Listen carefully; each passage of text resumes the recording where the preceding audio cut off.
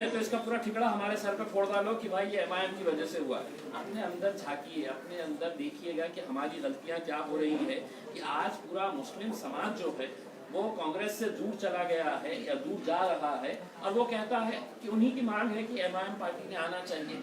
दलित समाज के अंदर यही मांग हो रही है कि नहीं, हम एमआईएम के साथ जुड़ना चाह रहे हैं। ये जो बदलाव आ रहा है ये अपने अपने तौर के ऊपर राजनीतिक पार्टियों ने सोचना चाहिए। एमआईएम भी एक पार्टी है जिसको अधिकार है कि कहीं पर भी जाए, कहीं पर भी इलेक्शन लड़े। हम दूसरी जगह पर लड़ रहे थे, गुजरात भी आए। इम्तियाज भी आप भी जानते हो तो पूरे जितने भी लोग जो भी बात करना है बाहर चले जाइए, देखकर बोलना। जितने भी लोग हैं ऐसी चर्चा चल रही है और जाना गया है कि भारतीय जनता पार्टी और एमआईएम जो है वो एक पिछले बंद दरवाजे एक साथ ही खड़ी है। देखिए, एक उदाहरण के तौर के ऊपर देना चाहता हूँ। 20 साल से लगातार औरंगाबाद में भारतीय जनता पार्टी और शिवसेना का उम्मीदवार लोकसभा का चुनाव जीतते आ रहा था। एक बार भी एमआईएम पार्टी ने लड़ी नहीं इलेक्शन। जब हमको असद साहब ने कहा कि औरंगाबाद से आप लड़िएगा, तो कांग्रेस के बड़े बड़े दिग्गज और राष्ट्रवादी कांग्रेस के शरद पवार साहब की पार्टी के बड़े बड़े दिग्गज औरंगाबाद में आए और उन्होंने कहा कि अब इलेक्शन लड़ने की जरूरत नहीं है, ये तो आराम से सीट है तो शिवसेना फिर से निकाल लेगी, क्योंकि अब ये एमआईएम आ गई है, ये वोट बंटने वाले हैं। नतीजा क्या हुआ है उसका कि जब हम लड़े और हमने लोगों से कहा कि अब इनमें इतनी हिम्मत नहीं है, इनके अंदर वो जीतने की जो कुव्वत होनी चाहिए, लड़ने की जो ताकत होनी चाहिए, वो ताकत इनकी खत्म हो गई है कांग्रेस राष्ट्रवादी की। एक बार हमारे पीछे आओ। और जब हमारे पीछे आए तो हमने उनको हरा दिया। अब आप बताइएगा कि अगर हम लड़ेंगे नहीं तो जीतेंगे कैसे? अब आप लोग कांग्रेस वाले कहते हैं कि नहीं, हमने लड़ना ही नहीं, तो हमने लड़ना नहीं तो हमने क्या गोटियां खेलना, हमने क्या करना? हम लड़ रहे हैं तो हम जीत रहे हैं। अब किसका फायदा हो रहा है, किसका नुकसान हो रहा है? पार्टी कब से है? 50 सालों से है। हमने लड़े हैं क्या कभी? गुजरात में आए हैं क्या कभी? लेकिन गुजरात के अंदर कौन जीत के आ रहा है?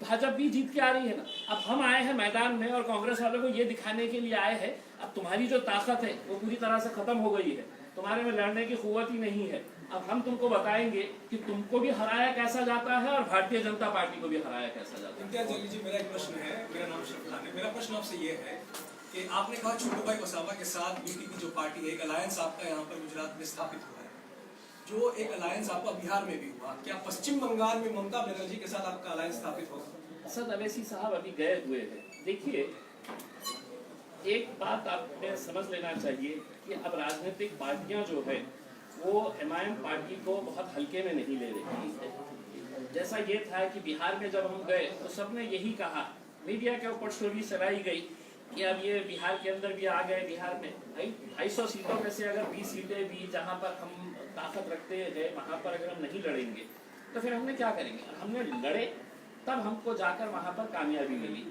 70 सीटें कांग्रेस ने लड़ी, कितने जीती आप भी अच्छी तरह से जानते हैं। अब पश्चिम बंगाल के अंदर अगर ममता बनर्जी को ये लगता है कि एमआईएम की कुछ तो भी ताकत है और हम कुछ है बोलकर आज अपने भाषणों के अंदर ममता बनर्जी कहती है, किसी का डर जब होता है कि भाई ये ताकतवर प्लेयर हमारे पास आ रहा है तो आप उसकी दखल लेते हैं। ममता बनर्जी का आप भाषण सुन लीजिएगा, प्रेस कॉन्फ्रेंस सुन लीजिएगा कि ये क्यों आ रहे हैं, ये आ गए तो ऐसा हो जाएगा वैसा हो जाएगा। आपको अगर लगता है कि अगर आपका एक वोट बैंक अगर दूर जा रहा है तो आपने ये बात करना चाहिए, सोचना चाहिए। अगर बीटीपी यहाँ पर अलायंस कर सकता है, मायावती अगर हमारे साथ है तो बिहार के अंदर अलायंस कर सकती है, तो ममता बनर्जी को किसने रोका है? लेकिन ये है कि ये राजनीतिक पार्टियों ने ये समझ लिया है कि मुसलमान वोट हमारी जागीर है और इसको कोई हाथ नहीं लगाना करती, ये तो हमारी जागीर रह करती है, इसमें असद अवैसी इसमें से हिस्सा कैसा ले रहा है? तो ये जो सोच है, ये सोच है तो इनको बदलनी चाहिए। उसमें हम सिर्फ मुसलमानों के वोट ले रहे हैं ऐसा नहीं है, बहुत सारे नॉन मुस्लिम वोट भी हमारे साथ जुड़ रहे हैं। ये चीज लोगों को खतरा रही है कि अब ये ऐसा कैसा ये बदलाव आ रहा है। बनर्जी ने भी ऐसा निवेदन किया है कि ओवैसी साहब जो है वो भाजपा के ही एजेंट है, भाजपा के लिए कार्य करते हैं। इलेक्शन आ रहा है ना, ममता जी को समझ में आ जाएगा तो हम किसका एजेंट है करते हैं। अब अगर हम हमारा एजेंडा, हमारी पॉलिटिकल पार्टी, अगर आप ये कहेंगे कि नहीं अवैसी साहब ने जहां पर भी इलेक्शन लड़ रहे हैं वहां के जो राज्य के हेड है उनसे जाके इजाजत लेके आए। अब हम गुजरात में आ रहे हैं तो हम मोदी साहब के पास जाएंगे और पूछेंगे मोदी जी हम लड़ना के इलेक्शन करें। हम बिहार में जा रहे हैं तो हमने वहां पे जाके तो लालू प्रसाद से इजाजत लेना कि साहब हमने लड़ना क्या। पश्चिम बंगाल में जा रहे हैं तो ममता बनर्जी से हमने लिखित में लेना क्या कि ममता जी हमने इलेक्शन लड़ना क्या करके। हमारी राजनीतिक पार्टी है, हमारा एजेंडा हम तय करेंगे, कहाँ जाना है, कहाँ लड़ना है, कितने सीटें। और ये जो सवाल है, अब ये सवाल ना तो लोगों को हजम होता है कि भाई इन्हों गए तो इनका नुकसान होता है, इसका फायदा होता है। हमने 70 सालों तक अहले गैरों के फायदे के बारे में सोचा, वो हमारे फायदे के बारे में बात कर रहे हैं, बस खुली बात है। पर आप जिस विस्तार में रह रहे हैं उन्हीं शहर का नाम औरंगाबाद से बदल के संभाजीनगर करने की मांग है, उसमें अभी तक ये मामला नहीं सुलझा है। अब दूसरी जगह भी जाने की बात करें पर अपनी जगह का मामला नहीं सुलझा है। नहीं सुलझा क्या है उसके नाम, हम तो औरंगाबाद में पैदा हुए हैं और हम इंशाल्लाह औरंगाबाद में ही मरेंगे। तो नाम अब ये है कि जिनके पास कुछ दिखाने के लिए नहीं रहता है, अब ये शिवसेना भारतीय जनता पार्टी पिछले 30 सालों से औरंगाबाद महानगर पालिका में इनकी सत्ता है। इलेक्शन जब भी आया, चाहे वो लोकसभा का इलेक्शन आए, चाहे वो विधानसभा का आए या महानगर पालिका का इलेक्शन आए, इलेक्शन आया कि छत्रपति शिवाजी महाराज की जय, संभाजी महाराज के नाम के ऊपर शहर का नाम रख दो। वहां के लोग बोल रहे हैं साहब पानी का क्या होता है, पानी 8-8 दिन क्यों आ रहा है, 30 साल से आप सत्ता में बैठे हुए हैं, साहब मेरे घर की सड़क क्यों नहीं बनाई गई है। तो बोले नहीं, सड़क पानी ये वो सब आप बात मत करो, हम तो शहर का नाम बदलने वाले हैं। हमारा ये कहना है कि इस मुल्क के अंदर जहाँ जहाँ भी इस तरह की हरकतें जो हो रही है वो सिर्फ मन भटकाने के लिए ये एक षड्यंत्र रचा जाता है कि मन भटका दो लोगों को, है तो बहकावे में लेके आ जाओ। हिंदुस्तान के अंदर रहने वाले जितने भी लोग हैं वो बड़े भावनिक होते हैं, अरे संभाजी महाराज के नाम का विरोध हो रहा है। नहीं, हम साफ तरीके से बताना चाहते हैं कि इस मुल्क के अंदर जितने भी बड़े बड़े नेशनल हीरोज हैं, चाहे वो बाबा साहब अम्बेडकर हो, छत्रपति शिवाजी महाराज हो, संभाजी महाराज हो, हम इनका पूरा आदर करते हैं, गर्व है हमें इन लोगों के ऊपर। लेकिन ये राजनीतिक पार्टियां जो इतने बड़े बड़े नेशनल हीरोज को सड़कों का नाम दे दो, शहर का नाम दे दो, छोटा कर दे रहे हैं। और इसलिए कर रहे हैं कि इनको दिखाने के लिए इलेक्शन में कुछ नहीं है कि जब लोग जाएंगे और आपसे पूछेंगे कि साहब मेरे पास सड़क क्यों नहीं बन रही है, मेरे पास गंदगी क्यों पड़ी रहती है, मेरे पास कचरे का ढिगार क्यों पड़ा रहता है, तो बोलेंगे कि नहीं अब ये मुद्दा नहीं। अब मुद्दा जो है वो आप 30 साल से है ना, आप 30 साल से अगर महानगर पालिका के अंदर रहने के बाद भी अगर ये सब सुविधाएं नहीं दिए और फिर जब इलेक्शन आया, आप रिकॉर्ड निकाल के देख लीजिएगा। मैं आपको एक रिक्वेस्ट करूंगा पत्रकारों को कि इससे 5 साल पहले का मुद्दा संभाजीनगर, असेंबली का इलेक्शन आया संभाजीनगर, लोकसभा का, तो ये सिर्फ भटकाने के लिए। लेकिन अब लोग बहुत होशियार, क्योंकि सोशल मीडिया के दौर में हम सब रह रहे थे, अब यंगस्टर बहुत होशियार हो गया है, वो इन बातों के अंदर नहीं आने वाला। सर एक प्रश्न है, ओवैसी साहब जब भी बोलते हैं किसी भी पक्ष के बारे में तो हिंदुत्व का कार्ड लेके लड़ रहे हैं चुनाव, तो आप क्या गुजरात में मुस्लिम कार्ड लेके लड़ेंगे? सर मैंने तो आपको पहले ही साफ कह दिया है, मेरा रिकॉर्ड हो गया है, कैमरे के अंदर भी दर्ज हो गया है मैंने क्या कहा है करके। हम कहीं पर भी ये नहीं कह रहे, हम तो मैंने आपको पहले ही कहा कि हम मोहब्बत का पैगाम लेकर, हम जाति धर्म मजहब से ऊपर उठकर ये इलेक्शन जो है ये लोगों के मसलों के ऊपर खड़ा किया जाता है इसके अंदर। हाँ ये सही बात है कि आपको लगता है कि असदुद्दीन अवैसी साहब आ रहे हैं तो ये मुसलमानों के नेता, मुसलमान उनको पसंद करते हैं, उनसे मोहब्बत करते हैं, इसलिए पसंद करते हैं कि उनको जगह यहाँ पर गुजरात में मिलती ही नहीं, हम यहाँ पर आते ही नहीं। अगर जिन लोगों ने जिनके ऊपर भरोसा किया था, जिन पार्टियों के ऊपर, अगर वो उनके साथ इंसाफ करती तो हमारे को जगह ही नहीं थी यहाँ पर आने के लिए। लोग खुद कहते हैं आप क्यों आए हैं यहाँ पर, यहाँ पर तो हमारी नुमाइंदगी है, तो ये साहब कर रहे हैं, वो साहब कर रहे हैं। सर अब इसका एक प्रश्न है, बीटा प्रश्न है, अभी आपने बताया कि आपका मुद्दा अलग है, मुस्लिम कार्ड नहीं है, बराबर, तो ये 370 की जो कलम है उसका विरोध ओवैसी साहब क्यों कर रहे थे? क्या आप मानते हैं वो गलत है या सही है? बिल्कुल 100% हम ये मान रहे थे कि हमने विरोध किया था और आज भी हम इस बात का विरोध कर रहे हैं। देखिए ये देश जो है ये डेमोक्रेटिक कंट्री है, ये यहाँ पर लोकतंत्र है, यहाँ पर हुकुमशाही नहीं है। हमने विरोध किस बात का किया था आप अच्छी तरह से देखिए, फिर हमको डिस्टॉर्ट किया जाता है कि एमआईएम वालों ने किया है। हमने ये कहा कि जम्मू एंड कश्मीर के अंदर एक असेंबली है और असेंबली के अंदर कौन जाता है, वो विधायक बैठते हैं जिनको जनता चुनकर वहां पर भेजती है कि तुम ये फैसला करो कि क्या होने वाला है करके, मेरे ताल्लुक से, हमारे राज्य के ताल्लुक से। अगर आप उसको बाईपास कर देंगे और ये कहेंगे कि नहीं अब हमारे पास तो 300 का आंकड़ा है, 300 से ज्यादा हमारे एमपीज है, अब हम कुछ भी फैसले करेंगे करके, तो हमने विरोध इस बात के लिए किया था कि आप जम्मू एंड कश्मीर की असेंबली के अंदर इसको पहले पास करो। जो प्रोसीजर था जो कई सालों से हमारा जो एक नियम बना हुआ है वो नियम के हिसाब से करो। लेकिन अगर मोदी साहब और अमित शाह साहब कहेंगे कि नहीं साहब अब तो हमारे पास आंकड़े हैं, हम कुछ भी कर डालेंगे और कुछ भी बोलेंगे, तो ये देश जो है लोकतंत्र के हिसाब से चलता, हुकुमशाही के हिसाब से नहीं। लेकिन अनफॉर्चुनेटली हम हर रोज देख रहे हैं कि इस देश के अंदर एक हुकुमशाही का माहौल हो गया है कि हमने बोल दिया अब वो पत्थर की लकीर हो गया है करके। तो नहीं, सत्ता में तो कहीं लोग आते हैं, कहीं जाते हैं, जो ऊपर जाता है उसको नीचे आना पड़ता है, और ये सरकार भी आएगी इंशाल्लाह। इम्तियाज जलील जी, आपने कहा कि इस चुनाव लड़ना आपका संवैधानिक अधिकार है। मेरा एक प्रश्न है, हैदराबाद में अभी चुनाव हुए जहां पर भाजपा का कोई गढ़ नहीं था, पर भाजपा उभर के वहां पर आई है। क्या आपको नहीं लगता हैदराबाद में कुंभे में कहीं ना कहीं फूट हो रही है? नहीं, देखिए मतलब हैदराबाद का इलेक्शन जो था वो महानगर पालिका का इलेक्शन था। वहां कुछ एग्जिस्टेंस नहीं था बीजेपी का, सिंगल लार्जेस्ट पार्टी बनी वहाँ पे। नहीं, लेकिन उस तर्क, अगर यही तर्क अगर लगाया जाए तो वही तर्क है, तो 2 महीने 3 महीने के बाद आप भी कहेंगे गुजरात में तो मजलिस का कोई वे नहीं था, इतनी ज्यादा सीटें कैसे आ गई है। यही तर्क अगर लगाया जाए तो मैं आपको सिर्फ एक बात कहना चाहता हूँ कि महानगर पालिका का इलेक्शन जो होता है वो अपने इलाकों के मुद्दों के ऊपर होता है कि हमारे इलाके के अंदर किसी के पानी का मसला, किसी के गटर का, किसी का ड्रेनेज का, किसी के स्कूल का, हॉस्पिटल का, ये मुद्दों के ऊपर होता है।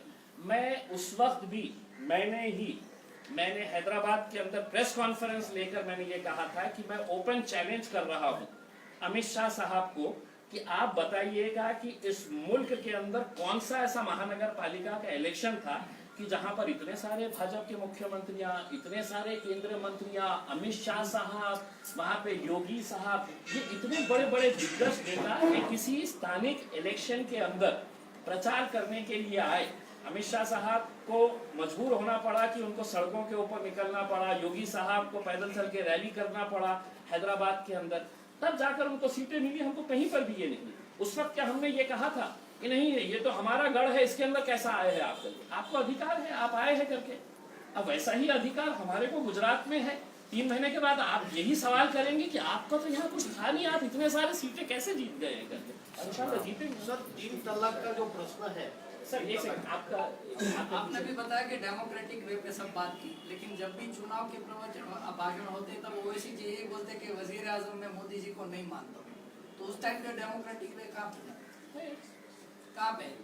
अभी चुनाव कोई भी आदमी चुनकर ही तो प्रधानमंत्री बनाए, तो डेमोक्रेटिक वे में संविधान के आधार पर नहीं, आप मुझे एक स्टेटमेंट जहाँ पे बता दीजिएगा कि असद साहब ने बोले हैं करके कि मैं तो नरेंद्र मोदी को वजीर आजम नहीं मानता हूँ करके। इस तरह का अगर कोई स्टेटमेंट होगा तो आपको मैं 5 मिनट देता हूँ गूगल करके, आप मुझे सुना दीजिएगा सबके सामने। आप देख लीजिएगा। नहीं देखिए, अब आपने किए हैं साफ सवाल, अब आपको ही एस्टेब्लिश करना पड़ेगा।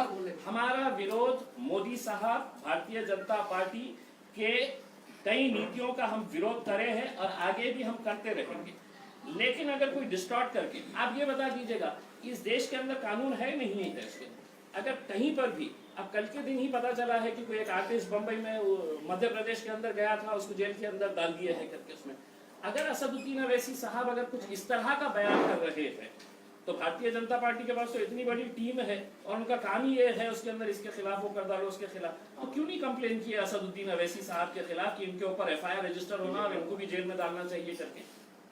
भाई जो चीज अगर इस देश के अंदर अगर कोई संविधान के हिसाब से चल रहा है और जो संविधान की भाषा कर रहा है पूरे देश में, तो सिर्फ एक ही आदमी है और उसका नाम है बैरिस्टर असदुद्दीन अवैसी। आपको पसंद आए ना आए, लेकिन हकीकत यही है कि पार्लियामेंट के अंदर भी असद साहब जब खड़े रहते हैं, बोलते हैं, तो संविधान के हिसाब से बात करते हैं। लेकिन अगर आप इस तरह से अगर डिस्टॉर्ट करके कि नहीं असद साहब ने ऐसा बोला है, कंप्लेन करिए साहब।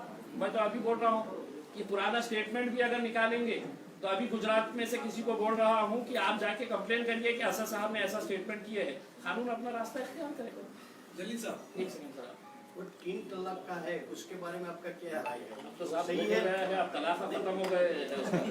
आपका ही प्रश्न है सर, आपका ही प्रश्न है। गुजरात में सिर्फ एक ही तलाक हुआ है साहब, अब बाकी जलील साहब, मेरा वो तलाक छोड़ के बाकी आप सर एक सवाल आपसे। आपके पास जवाब नहीं है कि इसलिए आप ये हंसी मजाक में कर रहे हैं, लेकिन आप मानते हैं कि 3 तलाक सही था या गलत? मैं यही पूछ रहा हूँ सर। देखिए, हमने जब ये मुद्दा आया था इसका जमकर विरोध किया था और आज भी हम करते हैं। कुछ मुद्दे ऐसे हैं साहब कि हम समझते हैं कि उसको कानून के तहत आप हल नहीं कर सकते हैं। आप मुझे अगर ये कहेंगे कि साहब ट्रिपल तलाक का मुद्दा है, तो मैं कहूँगा कि दहेज नहीं लेने के ऊपर भी कानून बना है, लेकिन दहेज आज भी लिया जाता है, दिया जाता है। ये सामाजिक बुराई है सर। और ट्रिपल तलाक जो है ये एक सामाजिक बुराई है, ये किसी एक जात का मुद्दा नहीं है साहब। ऐसा नहीं है कि सिर्फ मुसलमानों के अंदर तलाक दिया जाता है, हर जाति धर्म के अंदर। और स्टैटिस्टिक्स है सर, डेटा है पूरा उसके अंदर कि क्रिश्चियंस के अंदर कितने, हिंदूज के अंदर कितने, मुसलमानों के अंदर कितने। तो ये एक सामाजिक बुराई है। इसका कानून के तहत नहीं कि कोई मियाँ बीवी के अंदर नहीं बन रही है तो आप उसको मियाँ को जेल के अंदर बंद कर डालेंगे। 2 साल तक है तो उसको कोई बेल नहीं होंगी। 2 साल तक वो औरत बेचारी क्या करने वाली है इसके बारे में कोई नहीं है। हमने तो ये मांग करे थे कि अगर आप कानून बना रहे हैं, अगर शौहर को 2 साल के लिए अंदर डाल रहे हैं, तो बीवी जो है, जो औरत जिसने तलाक ली है, उसके लिए कोई पैकेज आप दीजिएगा। वरना वो औरत कहाँ से ये करेगी कि अपना रोजी रोटी, उसका जो रोजमर्रा का जिंदगी कैसे गुजारेगी। तो ये मुद्दे थे, उसका हमने विरोध किया था साहब, और आज भी हमारा ये विरोध कायम है। ये डेमोक्रेसी की ब्यूटी है सर कि मतलब मेरे और आपके बीच में इख्तिलाफ होते रहेंगे, लेकिन आप भी चाहते हैं कि ये देश मजबूत रहे, हम भी चाहते हैं कि देश मजबूत रहेगा। इम्तियाज अली साहब, मेरा एक प्रश्न आपसे ये रहेगा कि बीटीपी के साथ आपका अलायंस हुआ है, सीट शेयरिंग पे कोई कंसेंसस हुआ है या नहीं? देखिए सर, मैं कल आते ही मतलब किसी ने पूछा कि आप बड़े रहेंगे या छोटे रहेंगे। छोटे रहेंगे सर, हम मतलब हमेशा से ही हम छोटे बन के ही अब हम ये चाह रहे हैं कि छोटू भाई को बड़ा भाई बना दे यहाँ पे उसके अंदर। बहुत अच्छे तरीके से हम उनके साथ रहेंगे। सीट शेयरिंग के ताल्लुक से अभी बहुत अर्ली ये है, पहला चूंकि इलेक्शन है तो अभी बहुत सारी बातों के ऊपर चर्चा होना बाकी है इसमें। लेकिन आपको इतना यकीन दिलाते हैं कि सीट शेयरिंग के मामले के अंदर कहीं कोई वाद विवाद कहीं पर भी नहीं होगा। उसके अंदर हम अच्छे तरीके से इलेक्शन लड़ेंगे। और आप लोग ने तैयारी दिखा दी है, चुनाव में गठबंधन हो चुका है, तो गुजरात के अंदर आपका प्रेसिडेंट कब जाहिर होगा, पूरी बॉडी कब जाहिर की है? सर पार्टी के चुनाव काफी नजदीक है। जी जी जी बिल्कुल। मुझे भी कोई जाहिरात नहीं हुई। मुझे भी अभी तक यही, मैं इसी इरादे से आया था कि मैं और वारिस पठान साहब हम इसी इरादे से आए थे कि यहाँ के अंदर लोगों की ख्वाहिशें तो बहुत रहती है, लेकिन हम ज़मीनी स्तर के ऊपर जाकर देखें कि हम लोग वाकई में मतलब यहाँ पर आना चाहिए क्या। और यहाँ पे 3 दिनों के अंदर हमने ये तय किया है कि नहीं, यहाँ के जो नौजवानों में जोश है वो जोश को देखते हुए बाकी की जो फॉर्मेलिटीज़ है कि अब हमारी पार्टी का रजिस्ट्रेशन का ताल्लुक है, पार्टी का ऑर्गेनाइजेशन सेटअप करवाना है, तो वक्त बहुत कम है, ये भी मैं मानता हूँ। लेकिन पार्टी के अंदर कहीं पर भी MIM पार्टी जो चलती है वो इम्तियाज जलील या वारिस पठान के नाम से नहीं चलती है। हमारी पार्टी का एक ही अध्यक्ष है पूरे नेशनल लेवल के ऊपर, और उनका नाम है बैरिस्टर असदुद्दीन। वो कब आएंगे? बाकी सब वो कब आएंगे? बहुत जल्द आएंगे साहब। अभी तो मतलब हम जाते ही सबसे पहले उनको यही बोलने वाले हैं कि साहब बाकी पूरे प्रोग्राम्स कैंसिल करिए, कुछ दिन तो गुजारेंगे। महानगरपालिका में आपका इलेक्शन में खड़े रहेंगे, पूरे गुजरात में जितनी भी जगह हो रहा है वो इलेक्शन सब जगह, जितनी जगह के ऊपर तो नहीं है। मतलब अभी कैसा है कि इलेक्शन लड़ना का मतलब ये है कि एक इलेक्शन ये होता है कि आप हर जगह लड़ लो, नतीजे नहीं आते हैं। हमने जैसे पहले बताया है कि आप लड़ेंगे तो जीतेंगे, तो वो जीतने के इरादे से जहाँ जहाँ पर भी हमारे स्ट्रॉन्ग होल्ड्स हमको नजर आते हैं कि यहाँ पर हमारी पॉसिबिलिटी है, तो हम यकीनन वहाँ पर लड़ेंगे। कहाँ आपने कुछ डिसाइड किया कहाँ पे? अभी तो मतलब उसका एनालिसिस चल रहा है। हमारी एक सर्वे टीम है तो गुजरात में आई हुई है, वो सर्वे टीम अपने लेवल के ऊपर कर रही है, खामोशी के अंदर असेसमेंट उसका चालू है। अब कहाँ कहाँ पे लड़ना चाहिए वो सर्वे टीम अपनी रिपोर्ट पेश करेगी, और उसके बाद हम लोग उम्मीदवारों की अगर मैं बात करूं, कैंडिडेट्स की, आप खुद एक पत्रकार रह चुके हैं, वारिस पठान साहब एडवोकेट हैं, असदुद्दीन ओवैसी साहब बैरिस्टर हैं, तो क्या जो उम्मीदवार होंगे, मैं ये मानता चलूं कि AIMIM will make it sure कि उनका कोई क्रिमिनल बैकग्राउंड नहीं होगा? नहीं, अगर मतलब मेरे हिसाब से तो ये तो पूरे भारतीय जनता पार्टी में चले गए शायद, हमारे पास अपेक्षा क्या है? मतलब देखिए हमारी ख्वाहिश है, ये एक फैक्ट आपने बहुत अच्छा सवाल किया है, ये एक अच्छा सवाल किया है कि MIM पार्टी के अंदर हमारा खुद का एक एनालिसिस है। हमने जहाँ जहाँ पर भी इलेक्शन लड़ा है, आप देखेंगे कि जहाँ पर भी हमने अच्छी छवि के एजुकेटेड लोग हैं, जैसे बिहार के अंदर भी आप देखेंगे कि हमारे पूरे 5 कैंडिडेट्स जो है उनकी छवि, उनका एजुकेशन बैकग्राउंड, या महाराष्ट्र के अंदर जब हम आए थे तो कोर्ट में प्रैक्टिस करने वाला एक लॉयर, मैं एक छोटा सा पत्रकार था, आप लोगों ने एक्सेप्ट कर लिया। तो ये हमारा कोशिश रहेगी कि अच्छे लोगों को हम साथ में जोड़े।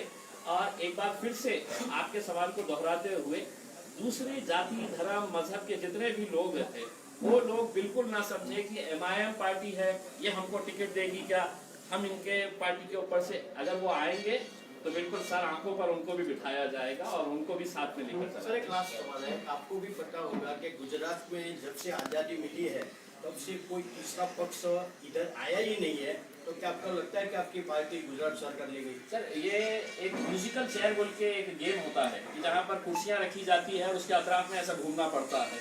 म्यूजिक जैसी खत्म होती है तो कुर्सी पे जाके बैठना पड़ता है। तो पिछले 70 सालों से ये म्यूजिकल चेयर के अंदर है तो दो ही खिलाड़ी थे, एक बार भाजपा बैठ जाती थी जाके, एक बार कांग्रेस जाके बैठ जाती थी, तीसरे को धक्का मार के है तो निकाल देते थे। अब हमको इतना तजुर्बा आ गया है कि अब हम दोनों हाथ से धक्का देके वो कुर्सी पे कैसा बैठा जाता है ये हमको समझ में आम आदमी पार्टी के मैदान में आम आदमी पार्टी के मैदान में आइए डेमोक्रेसी के लिए बहुत अच्छी बात है, जितनी राजनीतिक पार्टियां आएंगी उतने अच्छे लोगों को मौका मिलेगा और जितने भी लोग आएंगे हम बिल्कुल उसका स्वागत करेंगे। बहुत चलिए, thank you very much sir, thank you, धन्यवाद बहुत बहुत। रहेगा सर और आप लोग भी हमारे साथ